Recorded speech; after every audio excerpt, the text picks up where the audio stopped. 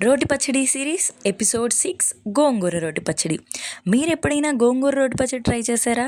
నిజంగా గోంగూరతో ఏ కాంబినేషన్ అయినా అద్భుతం అని చెప్పాల్సింది. ఆ టేస్ట్, ఆ ఫ్లేవర్ అయితే అదిరిపోతుందనమాట.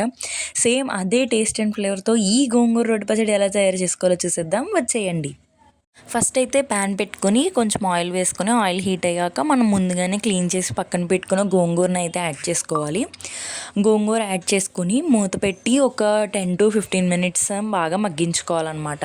గోంగూర బాగా మగ్గిపోయాక తీసి పక్కన పెట్టుకోవాలి. తర్వాత అదే ప్యాన్లో మళ్ళీ ఆయిల్ వేసుకుని శనగపప్పు, మినప్పప్పు, జీలకర్ర, ధనియాలు అయితే యాడ్ చేసుకుని బాగా ఫ్రై చేసుకోవాలి.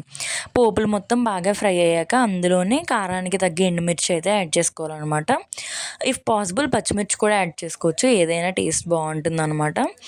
ఒక 7 to 8 ఎండుమిర్చి అయితే యాడ్ చేసుకున్నాను. ఎండుమిర్చి కూడా బాగా ఫ్రై అయ్యాక మొత్తం మిక్సీ జార్లోకి తీసుకొని బ్లెండ్ చేసుకోవాలి.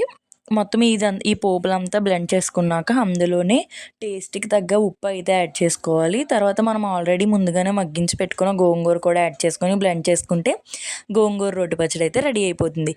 నేను చేస్తున్న ఈ రోటి పచ్చడి సిరీస్ వీడియోస్ కనుక మీకు నచ్చితే లైక్ చేసి ఫాలో, సబ్స్క్రైబ్ మర్చిపోకండి.